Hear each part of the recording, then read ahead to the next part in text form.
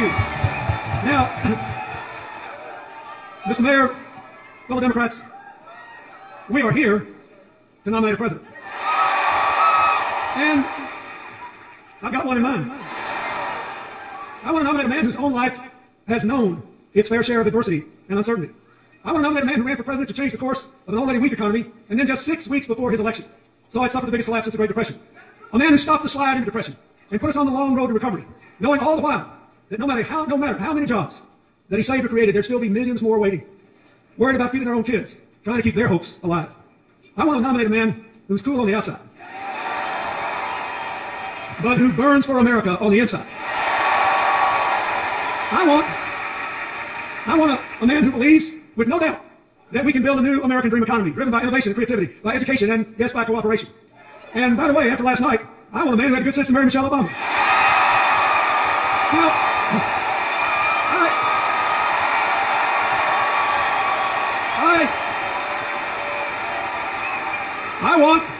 I want Barack Obama to be the next president of the United States. And I proudly nominate him to be the standard bearer of the Democratic Party. Now, folks, in Tampa a few days ago, we heard a lot of talk about how the president and the Democrats don't really believe in free enterprise and individual initiative, how we want everybody to be dependent on the government, how bad we are for the economy.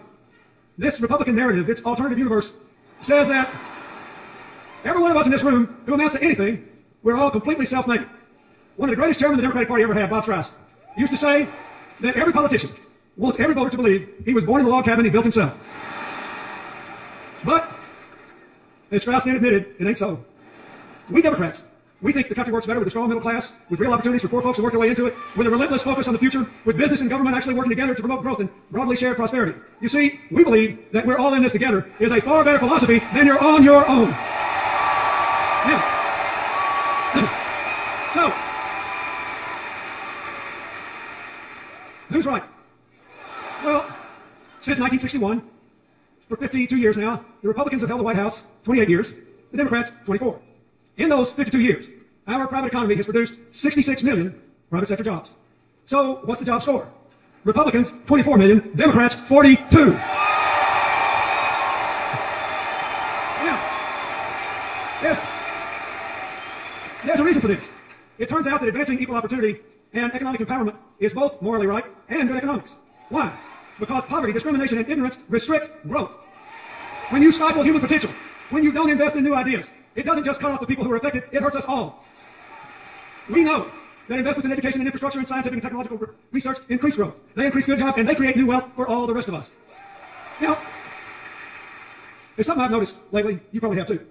And it's this, maybe just because I grew up in a different time, but though I often disagree with Republicans, I actually never learned to hate them the way the far right that now controls their party seems to hate our president and a lot of other Democrats. That would be impossible for me because President Eisenhower sent federal troops to my home state to integrate Little Rock Central High School. President Eisenhower built the interstate highway system. When I was a governor, I worked with President Reagan in his White House on the first round of welfare reform and with President George H.W. Bush on national education goals. I'm actually very grateful. If you saw from the film what I do today, I have to be grateful, and you should be too, that President George W. Bush supported PEPFAR. It saved the lives of millions of people in poor countries. And I have been honored to work with both Presidents Bush on natural disasters in the aftermath of the South Asian tsunami, Hurricane Katrina, the horrible earthquake in Haiti. Through my foundation, both in America and around the world, I'm working all the time with Democrats, Republicans, and Independents. Sometimes I couldn't tell you for the life who I'm working with because we focus on solving problems and seizing opportunities and not fighting all the time. And so here's what I want to say to you. And here's what I want the people at home to think about.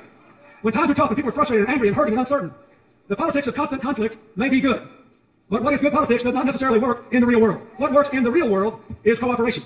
What works in the real world is cooperation. Business and government, foundations and university. Ask the mayors who are here. Los Angeles is getting green and Chicago is getting an infrastructure bank because Republicans and Democrats are working together to get it. They didn't check their brains at the door, they didn't stop disagreeing, but their purpose was to get something done. Now, why is this true? Why does cooperation work better than constant conflict? Because nobody's right all the time, and a broken clock is right twice a day. And every one of us and every one of them, we're compelled to spend our fleeting lives between those two extremes. Knowing we're never going to be right all the time and hoping we're right more than twice a day. Unfortunately, the faction that now dominates the Republican Party doesn't see it that way. They think government is always the enemy, they're always right, and compromise is weakness.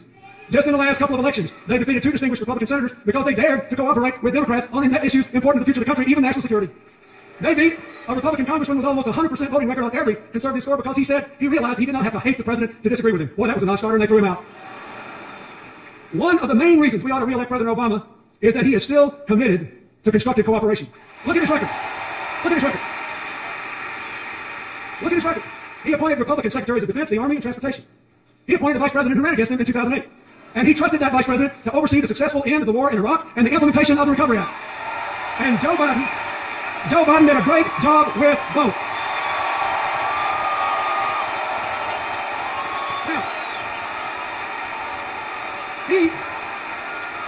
Now, President Obama appointed several members of his cabinet, even though they supported Hillary in the primary.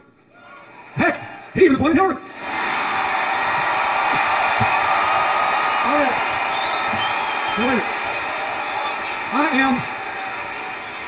I am very proud of her. I am proud of the job she and the national security team have done for America. I am grateful that they have worked together to make us safer and stronger, to build a world with more partners and fewer enemies. I'm grateful for the relationship of respect and partnership she and the president have enjoyed, and the signal that sends to the rest of the world that democracy does not have to be a blood sport. It can be an honorable enterprise that advances the public interest. Now, but besides the national security team, I am very grateful to the men and women who served our country in uniform through these perilous times. And I am especially grateful to Michelle Obama and to Joe Biden for supporting those military families while their loved ones were overseas. And for supporting our veterans when they came home. When they come home bearing the wounds of war, or needing help to find education or jobs or housing. President Obama's whole record on national security is a tribute to his strength, to his judgment, and to his preference for inclusion and partnership over partisanship. We need more of it in Washington, D.C. Now, we all know that he also tried to work with congressional Republicans on health care, debt reduction, and new jobs. And that didn't work out so well. But it could have been because, as the Senate Republican leader said in a remarkable moment of candor 2 full years before the election, their number one priority was not to put America back to work. It was to put the president out of work. Well, wait a minute. Senator, I hate to break it to you, but we're going to keep President Obama on the job. Now, are you ready for that? Are you willing to work for it? Wait a minute.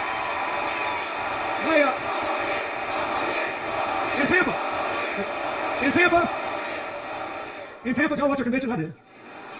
In Tampa, the Republican argument against the president re-election was actually pretty simple, pretty snappy. It went something like this. We left him a total mess. He hadn't cleaned it up fast enough, so fire him and put us back in. Now, but they did it well. They looked good, they sounded good. They convinced me that they all love their families and their children and were grateful they'd been born in America and all that. Really, I'm not being, they did. And this is important. They convinced me they were honorable people who believe what they said and they're going to keep every commitment they've made. We just got to make sure the American people know what those commitments are. Because in order to look like an acceptable, reasonable, moderate alternative to President Obama, they just didn't say very much about the ideas they've offered over the last 2 years. They couldn't. Because they want to go back to the same old policies that got us in trouble in the first place. They want to cut taxes for high-income Americans even more than President Bush did. They want to get rid of those pesky financial regulations designed to prevent another crash and prohibit future bailouts. They want to actually increase defense spending over a decade $2 trillion more than the Pentagon has requested, without saying what they'll spend it on. And they want to make enormous cuts in the rest of the budget, especially programs that help the middle class and poor children. As another president once said, there they go again. Now, I like the argument for President Obama's re-election a lot better. Here it is. He inherited a deeply damaged economy. He put a floor under the crash. He began the long, hard road to recovery and laid the foundation for a modern, more well-balanced economy that will produce millions of good new jobs, vibrant new businesses, and lots of new wealth for innovators. Now, are we where we want to be today? No. Is the president satisfied? Of course not. But are we better off than we were when he took office? Man, listen to this. Listen to this. Everybody's forgotten.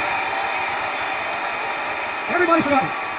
When President Barack Obama took office, the economy was in free fall. It had just shrunk 9 full percent of GDP. We were losing 750,000 jobs a month. Are we doing better than that today? The answer is yes. Now look, here's the challenge he faces and the challenge all of you who support him face. I get it. I know it. I've been there. A lot of Americans are still angry and frustrated about this economy. If you look at the numbers, you know employment is growing, banks are beginning to lend again. In a lot of places, housing prices are even beginning to pick up. But too many people do not feel it yet. I had the same thing happen in 1994 and early 95. We could see that the policies were working, that the economy was growing, but most people didn't feel it yet. Thankfully, by 1996, the economy was roaring, everybody felt it, and we were halfway through the longest peacetime expansion in the history of the United States. But the difference this time is purely in the circumstances. President Obama started with a much weaker economy than I did. Listen to me now. No president, not me, not any of my predecessors, No one could have fully repaired all the damage that he found in just 4 years. Now, but he has laid the foundations for a new, modern, successful economy of shared prosperity. And if you will renew the president's contract, you will feel it. You will feel it. Folks, whether the American people believe what I just said or not, maybe the whole election, I just want you to know that I believe it. With all my heart, I believe it. Now, why do I believe it? I'm going to tell you why. I believe it because President Obama's approach embodies the values, the ideas, and the direction America has to take to build the 21st century version of the American dream. A nation of shared opportunities, shared responsibilities, shared prosperity, a shared sense of community. So let's get back to the story.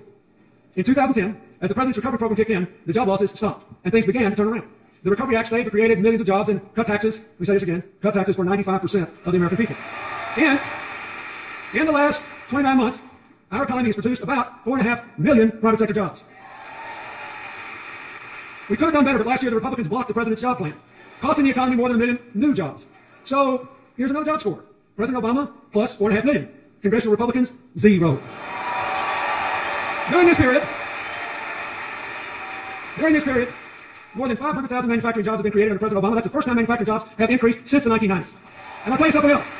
The auto industry restructuring worked. It saved more than 1 million jobs, and not just at GM, Chrysler, and their dealerships, but in auto parts manufacturing all over the country. That's why even the automakers who weren't part of the deal supported it. They needed to save those part suppliers too.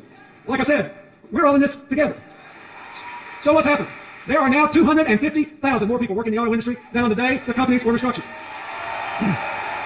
So, now we all know that Governor Romney opposed the plan to save GM and Chrysler. So, here's another job score. Are you listening in Michigan and Ohio and across the country?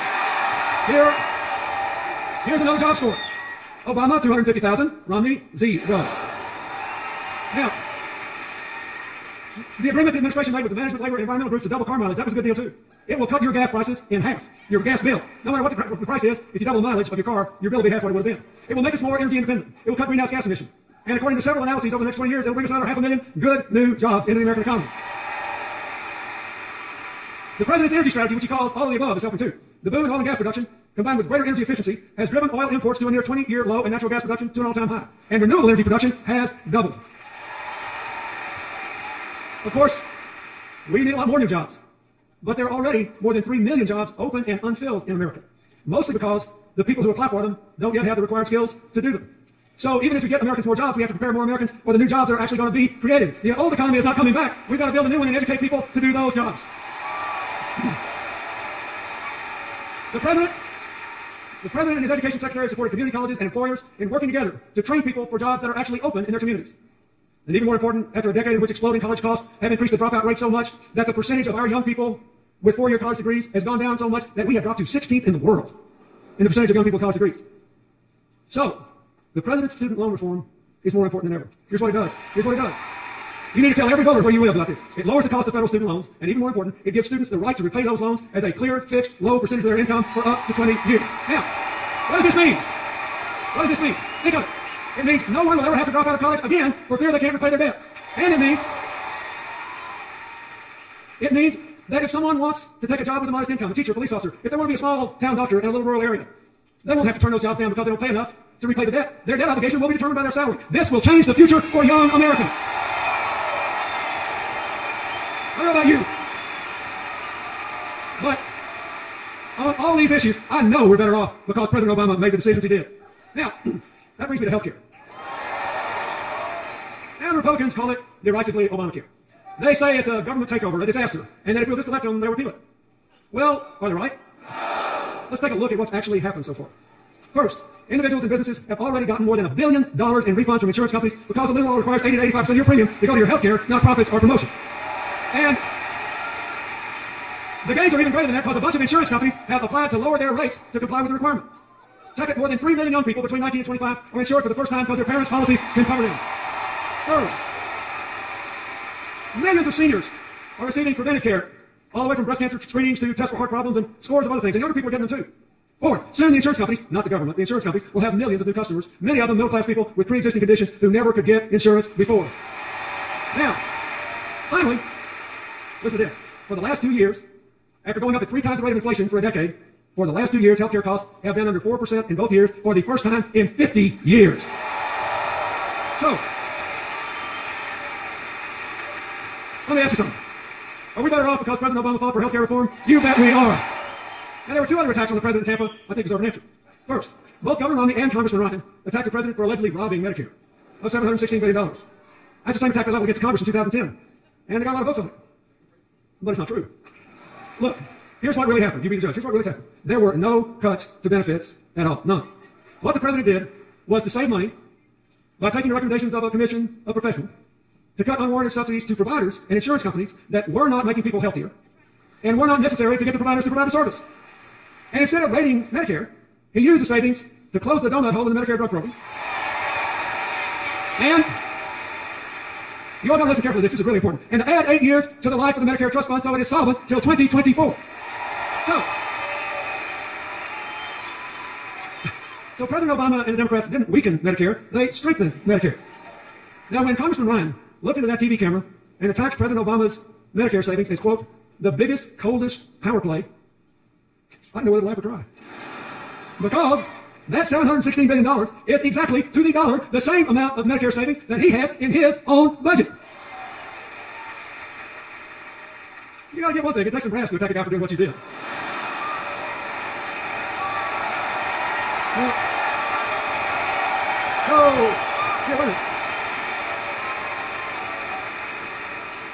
Now you're having a good time. This is getting serious. I want you to listen.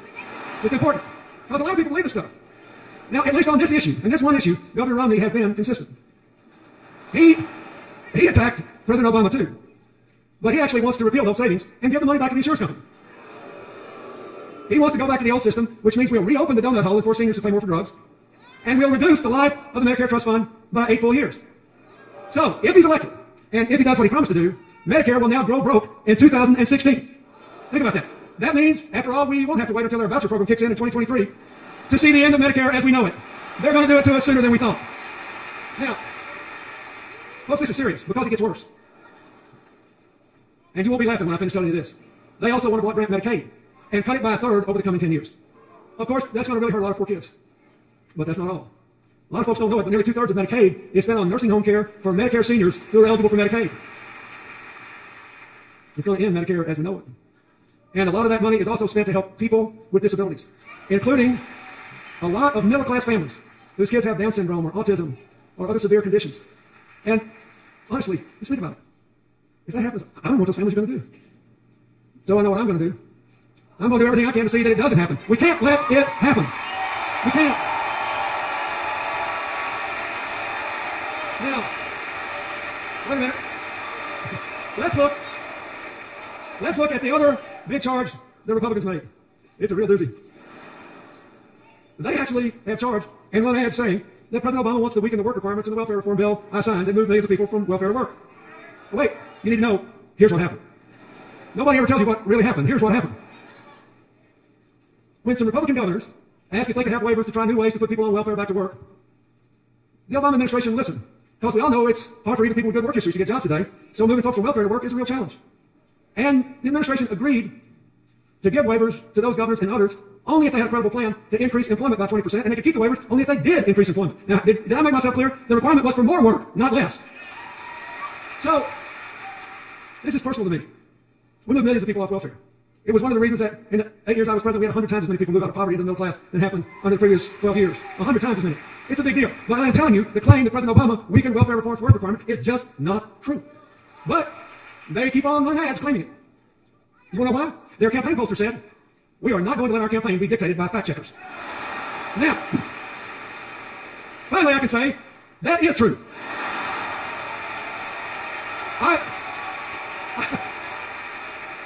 I couldn't say it better myself. And I hope you and every American within the sound of my voice remembers it every time they see one of those ads and it turns into an ad to re-elect Barack Obama and keep the fundamental principles of personal empowerment and moving everybody who can get a job into work as soon as we can. Now, let's talk about the debt. Today, interest rates are low, lower than the rate of inflation. People are practically paying us to borrow money, hold their money for them. But it will become a big problem when the economy grows and interest rates start to rise. We've got to deal with this big long-term debt problem, or it will deal with us. It'll gobble up a bigger and bigger percentage of the federal budget we'd rather spend on education and healthcare and science and technology. We've got to deal with it.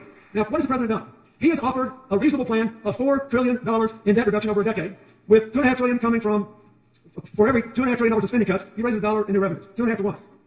And he has tight controls on future spending. That's the kind of balanced approach proposed by the Simpson-Bowles Commission, the bipartisan commission. Now, I think this plan is way better than Governor Romney's plan. First, the Romney plan fails the first test of fiscal responsibility. The numbers just don't add up. I mean, consider this. What would you do if you had this problem? Somebody says, oh, we got a big debt problem, we got to reduce the debt. So what's the first thing you say we're going to do? Well, to reduce the debt, we're going to have another $5 trillion in tax cuts. Heavily weighted to upper income people. So we'll make the debt hole bigger before we start to get out of it. Now, when you say, what are you going to do about this $5 trillion you just added on? They say, well, we'll make it up by eliminating loopholes in the tax code. So then you ask, well, which loopholes and how much? You know what they say? See me about that after the election. I'm not making it up. That's their position. See me about that after the election. Now, people ask me all the time how we got 4 surplus budgets in a row. What new ideas did we bring to Washington? I always give a one-word answer. Arithmetic.